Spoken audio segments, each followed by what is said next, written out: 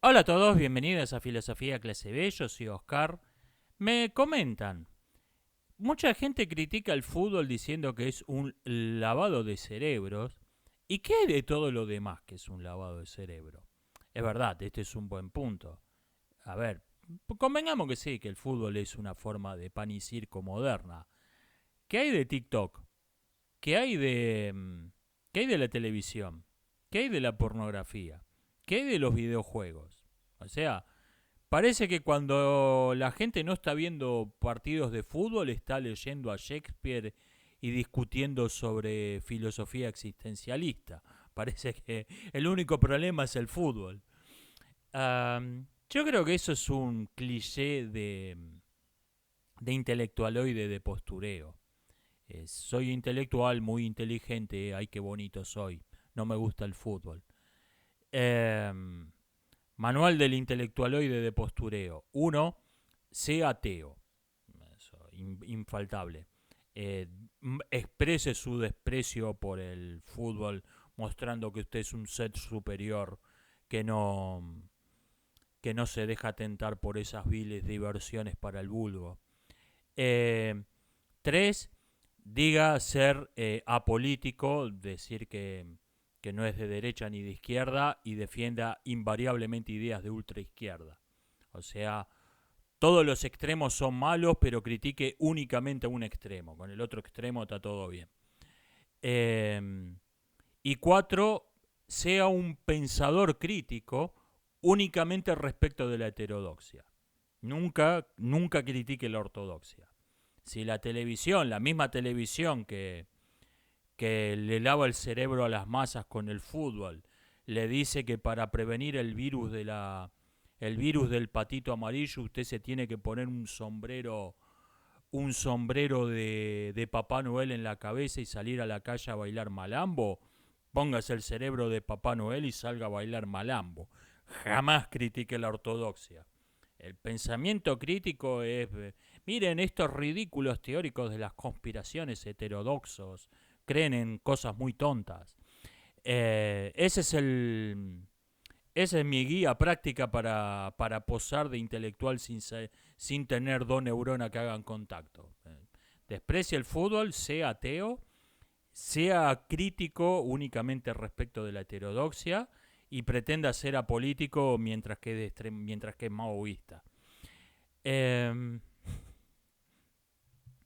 había, Hubo una polémica entre Huxley y el novelista y Orwell, autores de las dos distopías más conocidas, más influyentes, acerca de cuál iba a ser el rol de la propaganda en el futuro.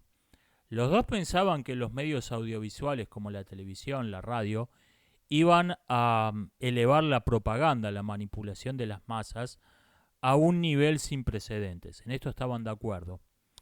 Pero no estaban de acuerdo en qué iba a consistir esa manipulación. Orwell pensaba que la televisión se iba a usar para mentir, para difundir información falsa.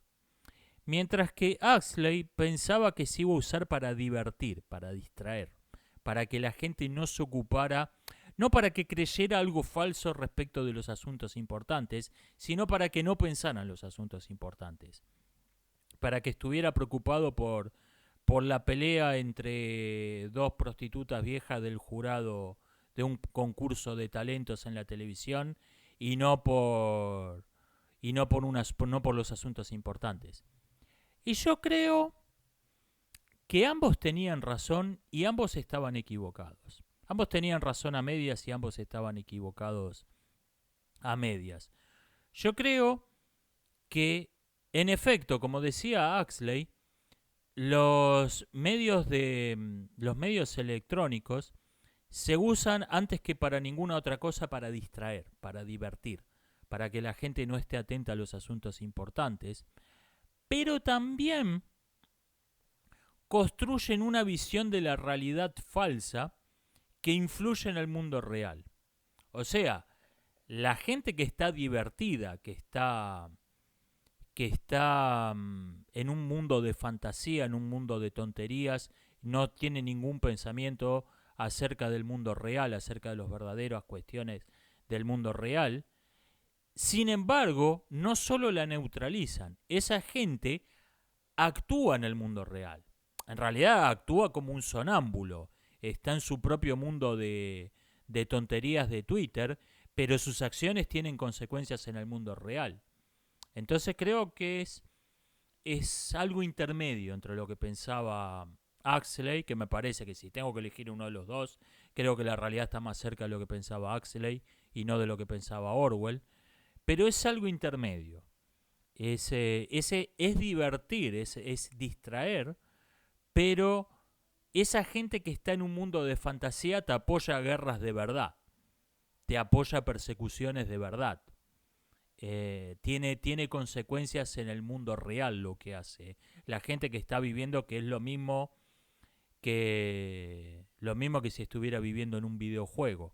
Simplemente que cuando dispara, había una película de ciencia ficción con este tema, con gente que eran adictos a un juego de realidad virtual y en realidad estaban controlando drones militares. Cuando disparaban a los zombies en el juego estaban matando gente en el mundo real. Yo creo que algo así es lo que está pasando. Me dicen, en el básquet hay una regla que dice que las selecciones nacionales pueden tener un jugador nacionalizado. Esto está bueno.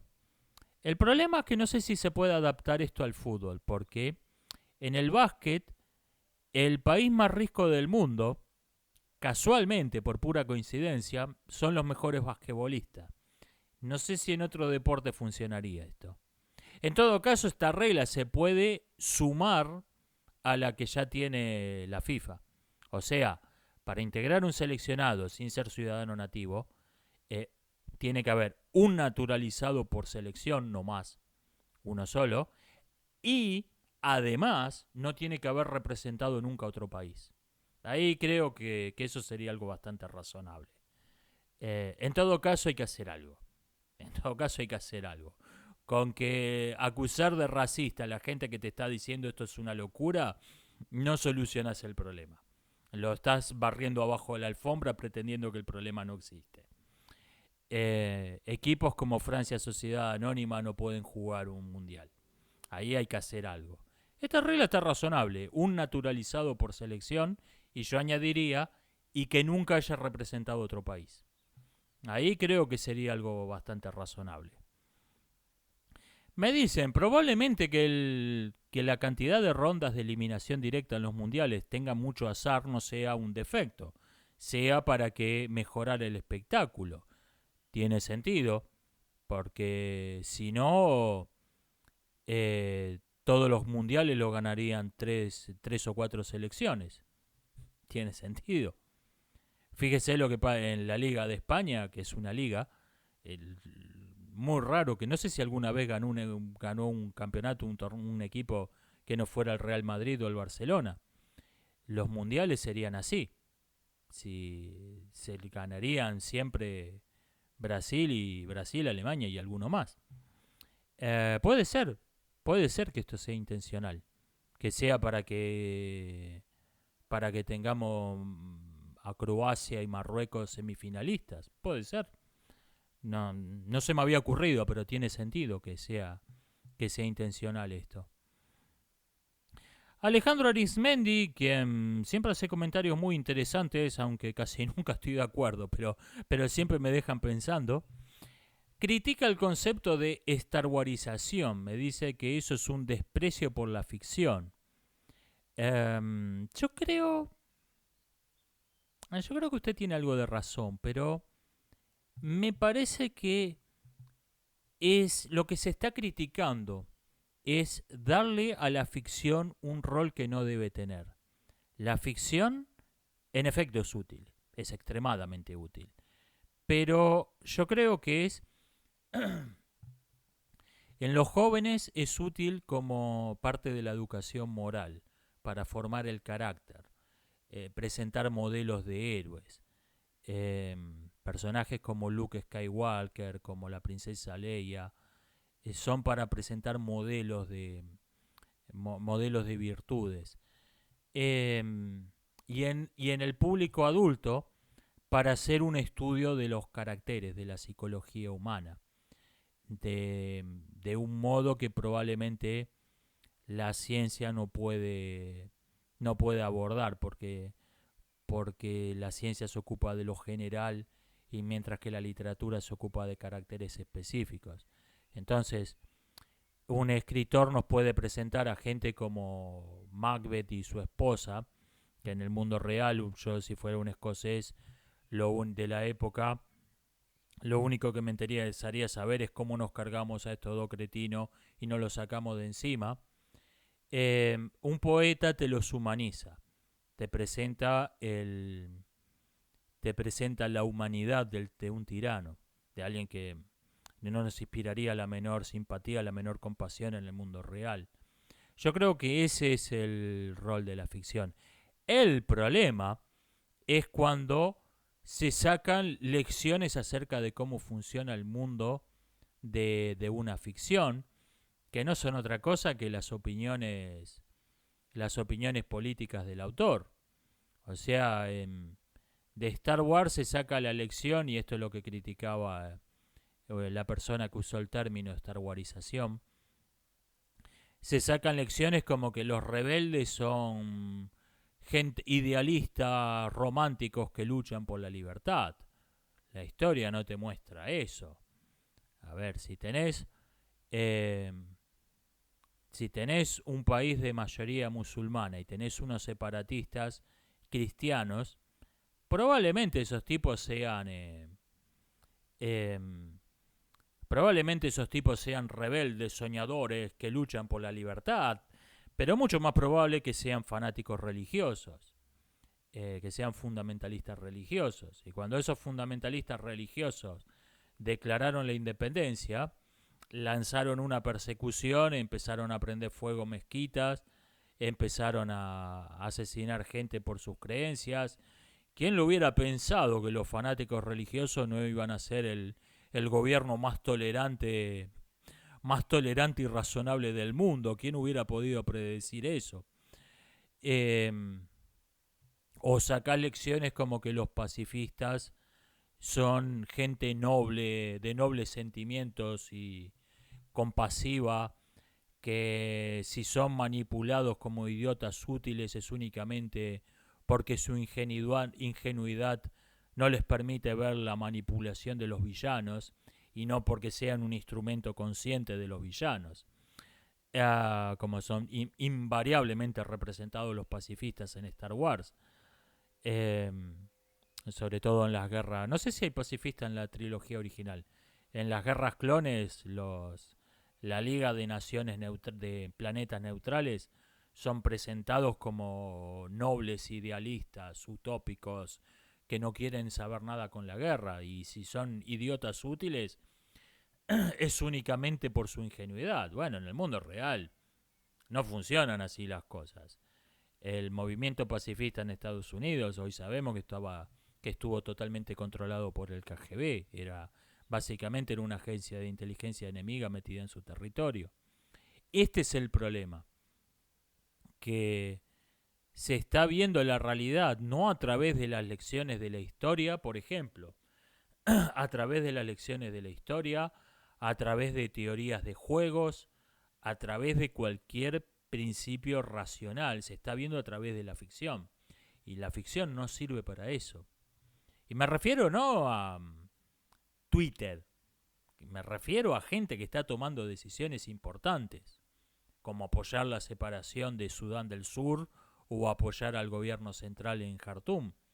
Gente en cuestiones así se están dejando influenciar por ficciones como Star Wars. No sirve para eso Star Wars.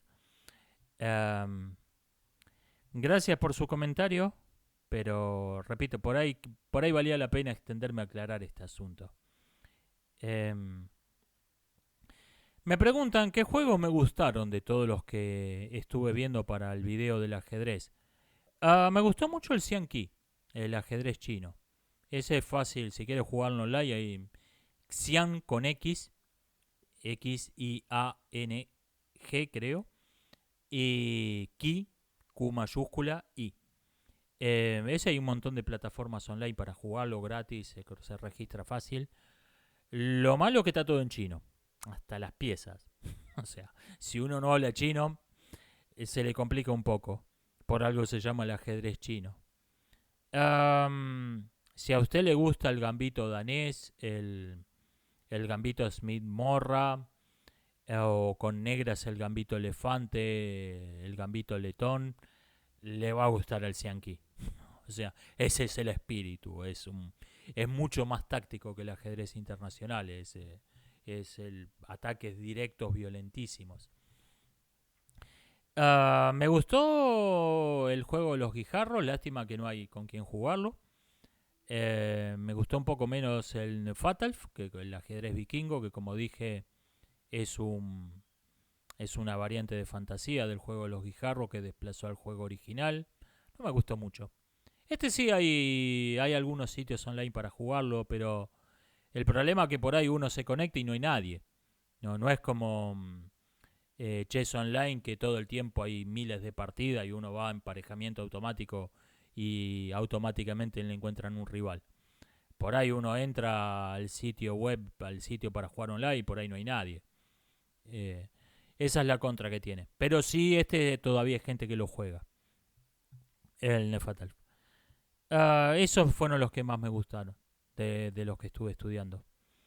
Um, Me preguntan cómo mueve la pieza del cañón en el ajedrez chino. Mueve 3 casillas de modo rectilíneo, hasta 3 casillas de modo rectilíneo como una torre.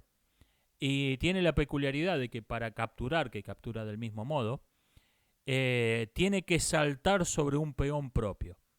O sea, está detrás, el cañón está detrás de la infantería. Y para capturar una pieza rival tiene que haber, entre el cañón y la pieza rival, tiene que haber un peón propio. Tiene esa peculiaridad. Eh, no tiene equivalente en ningún otro juego. Debe haber sido una pieza que salió de una variante de fantasía y se incorporó al juego estándar. Me piden que reseñe Pinocho de Guillermo del Toro. La vi ayer. Más que nada, no la iba a ver. La vi porque vi que la estaban comentando, la estaban reseñando varios canales cercanos. Me pareció básicamente una película de propaganda fascista. Y no hablo de las ideas políticas de Guillermo del Toro, no hablo de las intenciones de los realizadores. Sé que a Guillermo del Toro le simpatizan mucho los totalitarismos genocidas en general, pero no ese en particular. Pero la película, Pinocho, de Guillermo del Toro, es la película, no hablo de las intenciones. Hablo de lo que es la película, es una película de propaganda fascista. Lo que está diciendo es que para que un joven tenga disciplina, moral, valores, tiene que suscribir al partido de Benito Mussolini. Y si no lo hace, entonces va a ser una persona indisciplinada, amoral, mentirosa, manipuladora, que no respeta a los padres y ladrón, y se implica que pervertido sexual, aunque esto está medio camuflado, pero está claramente el mensaje entre líneas. Con 47 años de ateo le puedo asegurar que no es la primera vez que escucho ese mensaje. No es la primera vez que escucho esa idea. No es verdad. Simplemente no es verdad, como lo demuestra el que hace 80 años que ese partido político no tiene casi ningún simpatizante, y el mundo de hoy deja bastante que desear, pero no es la Sodoma y Gomorra que uno esperaría según esa teoría. O sea, no es verdad. No es verdad esto. ¿Por qué gente a la que le cae tan mal el fascismo terminó haciendo de hecho una película de propaganda fascista? Yo creo que porque en realidad no les cae tan mal como dicen. Les cae mal el caso particular, pero no la idea de fondo. Por ejemplo, a mí me preguntan qué pienso de ese partido Y yo voy a decir, mire, a mí no me simpatiza que un partido político o una organización cualquiera se arrogue la representación de un colectivo humano, de un grupo demográfico cualquiera, sin que nadie lo haya votado, eh, y pretenda que es representante de facto. Y que cualquiera que ataque a la organización, ataque al partido, está atacando al grupo demográfico. O sea, nuestro partido representa a los italianos. ¿Los italianos lo votaron? No. Pero nosotros representamos a Italia. Y cualquiera que diga que nuestro partido es una mierda, está atacando a Italia. Y vamos a defender Italia dándole una paliza a cualquiera que criticó nuestro partido. No me agradan los partidos políticos que razonan así. Ninguno. Ahora, supongamos que hubiera un partido político que pretende, no de modo totalmente autoritario, arbitrario, pretendiera que ellos representan no a los italianos, sino, digamos, a las mujeres de España. Hay este partido que dice nosotros representamos a las mujeres de España. ¿Por qué? Porque sí. Cualquiera que hable mal de nuestro partido es un misógino que odia a las mujeres, porque las mujeres es nuestro partido. Y si hay alguna mujer que no es miembro del partido, que no vota el partido y que cree que el partido no la representa, está alienada y hay que mandarla a un curso de adoctrinamiento obligatorio, amenazándola con despedirla del trabajo y más adelante seguramente con represalias peores, para que aprenda a pensar de modo correcto y aprenda que tiene que votar al partido que según el partido la representa. Ahí Guillermo del Toro diría, perfecto, está cojonudo eso, no es ningún problema. O sea, no tiene problema con las ideas de fondo. Yo tengo problema con la idea de fondo. A Guillermo del Toro y a otra gente por el estilo le cae mal ese partido político, el partido político de Italia, porque en efecto odian a Italia, odian a los italianos, los consideran una raza malvada que debe ser exterminada, pero no están en contra de las ideas. O sea, odian a las personas, odian a una nacionalidad, odian a una raza, no odian las ideas del partido. A mí me parecen odiosas las ideas del partido. No tengo problema con los italianos. Yo lo que desprecio son las ideas del partido. Por eso esta gente termina haciendo involuntariamente películas de propaganda fascista. Porque en realidad están de acuerdo con las ideas. Me preguntan, ¿qué había antes del Big Bang? Hay dos opciones. O no había nada o había algo. Y en cualquiera de los dos casos, el término antes no tiene que ser interpretado en el mismo sentido en que lo usamos coloquialmente. Cuando hablamos de, bueno, ¿cómo era la vida en Arabia antes del Islam? Estamos suponiendo que la península árabe existía antes del Islam y desde luego que existía el universo, que existía el tiempo, que existía el espacio, que existía la causalidad, que existía el planeta Tierra. Estamos dando todo eso por sentado. Lo que no existía antes del Islam era el Islam. Cuando hablamos de un antes del Big Bang, todos esos supuestos desaparecen. O sea, no estamos asumiendo nada. Si había algo, no sabemos si era tiempo y por lo tanto el término antes pierde mucho el sentido.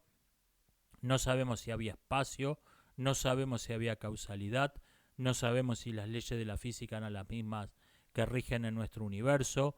Todos esos postulados de sentido común desaparecen. Y probablemente incluso ni siquiera hubo un antes. Probablemente no había nada.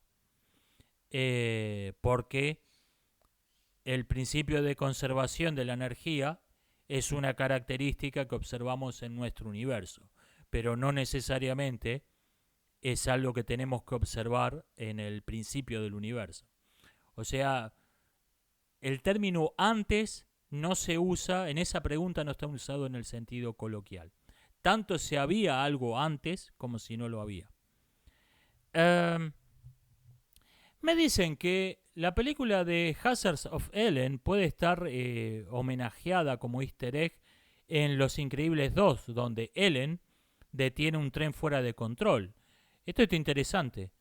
Es verdad, y además esa gente, la que hizo esa película, no son los de los Pixar de cupo que han filmado las últimas 2 o 3 películas. Esos tipos saben de cine, son personas inteligentes. Esa película no le salió muy bien, pero no son un montón de idiotas. Puede ser que puede ser que Helen de Los Increíbles se llama así por la primera heroína de acción, la que se considera la primera heroína de acción, y es verdad, es llamativo que detiene un tren fuera de control en Los Increíbles 2. Gracias por esta observación, no lo había pensado. Eh, Alguien que obviamente sabe de pintura, aunque no sacó ninguna chapa, me dice que observó que las IA y los humanos tienen problemas para dibujar manos, pero que tienen problemas opuestos. Los humanos entienden lo que es una mano, entienden cómo funciona una mano, y por eso hacen dibujos esquemáticos, hacen esto. La forma de la mano con los 5 dedos. La CIA, en cambio, pero no se ve natural. La CIA, en cambio, hacen dibujos de manos hiperrealistas, sumamente detallados, pero de manos deformes y horribles.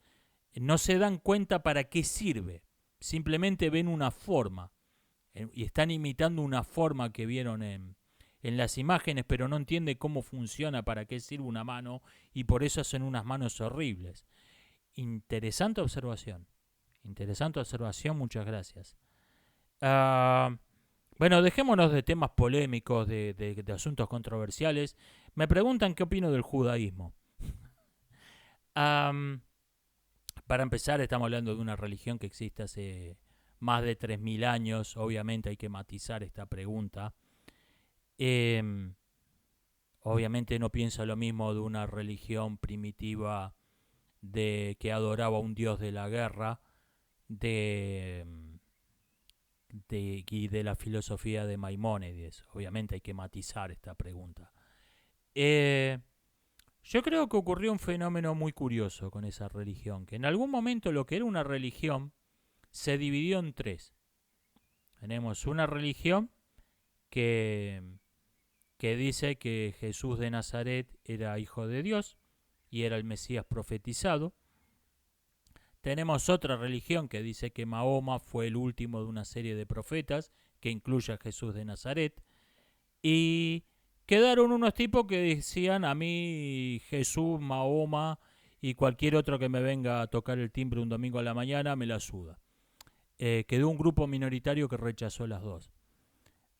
Esos tipos, que eran minoría tanto en el mundo islámico como en el mundo cristiano, que lo llamamos mundo islámico, mundo cristiano, no tenían masa crítica como para crear su propia civilización. No eran suficientes. Eran un grupo minoritario dentro de las dos civilizaciones mayores. Pero sí crearon una cultura con características propias, con rasgos propios, con un pensamiento propio, con una teología propia, con una filosofía propia, mitos. Crearon una subcultura tanto dentro del mundo islámico como dentro del mundo cristiano. Y ocurrió por motivos históricos puramente circunstanciales que muchos pensadores de élite de 1875-1975, digamos, muchos de ellos fueron judíos, a pesar de ser en Occidente, a pesar de ser los judíos una minoría dentro de la población general. Entonces, ¿qué pasó? Esos tipos empezaron a darle una importancia en nuestra cultura que no tiene al judaísmo. Se empezó a hablar de la civilización judeo-cristiana. A ver, Jesús de Nazaret era judío, era un rabino. Negar esto es una estupidez.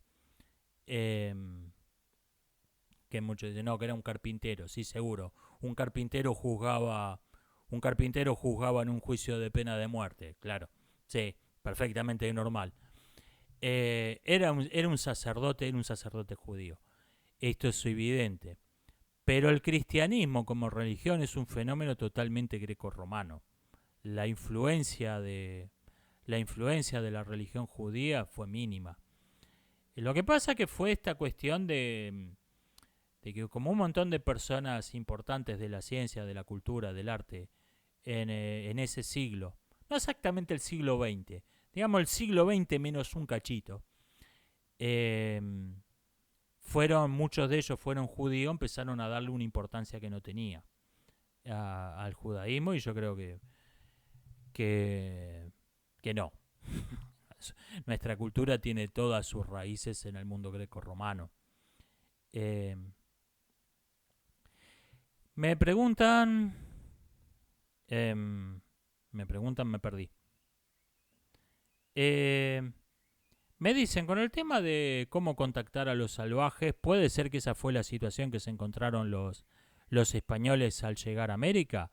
Sí, sin tener la menor idea de lo que estaban haciendo. O sea, pueden haber tenido mejor o peor intenciones, unos que otros, sin duda.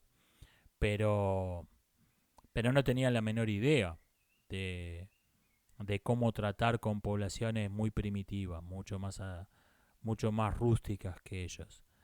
Eh, no entendían las enfermedades, no entendían su visión de las enfermedades, era casi tan supersticiosa, tan científica como la de los pueblos primitivos con los que entraban en contacto. Eh, Hoy, por ejemplo, una de las cosas cuando se contacta una población prehistórica, hoy, una de las primeras cosas que hacen los antropólogos es convidarles chicles, como, como le muestran lo que es un chicle y les convidan para que mastiquen chicle, lo cual es un gesto amable, es un gesto amable de compartir comida, lo más básico de todo, y como quien no quiere la cosa, al masticar esos chicles, los están vacunando para 20 enfermedades distintas. Los chicles, esos no son chicles comunes, tienen vacunas para la malaria, para mil cosas. Ese tipo que estuvo 10.000 años viviendo en medio de la selva necesita vacunas a lo pavote. Las pestes, el general Viruela fue el más brutal de los conquistadores. Las pestes hicieron estrago, fue mucho peor que cualquier cosa que hayan hecho los conquistadores en el siglo XVI. Y también otra cuestión era que los códigos que tenían los españoles no eran adecuados. Por ejemplo, un problema que hubo con los hermanos Colón fue que hicieron esclavos en la isla de la Española. ¿Qué pasa? En la península ibérica tenían unas reglas de la guerra, no eran las convenciones internacionales que aparecen con los estados nacionales del siglo XIX, pero tenían unos códigos. La guerra no era vale todo. Lo que pasa que esos códigos estaban pensados para pelear contra los musulmanes, contra un enemigo que tenía una cultura igual de sofisticada que la de ellos. Entonces habían acordado, bueno, los prisioneros no los matamos, no los hacemos esclavos, los prisioneros los tenemos prisioneros y pedimos un rescate. Y cada tanto cuando había alguno que no tenía muchos amigos o tenía amigos pobres y no habían pagado el rescate, cada tanto hacían un intercambio de prisioneros los cristianos y los musulmanes. O sea, tenían unas reglas de la guerra. ¿Qué pasa? Que te encontrás con tribus de caníbales y ese tipo tomabas prisionero. Ok, ¿cuánto hace? Ayer lo tomaron prisionero, bueno, ya deben estar haciendo la digestión. No tenían la idea del rescate. Y además, ¿qué rescate te iban a pagar unos tipos que estaban en bola en la selva? No tenían. Entonces, bueno, vamos. ¿Qué hacemos con los prisioneros de guerra? Bueno, ponelo a cavar en las minas. O sea, fue No, no está bien, pero fue lo que se les ocurrió. Y claro, cuando llegó la noticia a Castilla, cómo que están haciendo esclavos? Aquí no hacemos eso. Eh, pero pero se tenían que hacer algo. Es un tema complejo. Es un tema complejo. ¿No? La conquista de América fue un asunto complejísimo. Que de hecho terminó la conquista. Se habla de la conquista española. La conquista la terminaron las naciones independientes. La Patagonia no la conquistó España, la conquistó Argentina. Eh, el oeste americano lo conquistó Estados Unidos. O sea, fue un tema, conquista europea sería un término más. Y hasta cierto punto, porque los estados nacionales también eran descendientes de europeos, pero eran estados americanos. O sea, fue un tema muy complejo. No es que los indios eran buenos, vivían en armonía con la naturaleza y vinieron los conquistadores que eran malos. No sean estúpidos. Es un tema mucho más complejo que, es un tema mucho más complejo que esas simplicidades, que esas tonterías.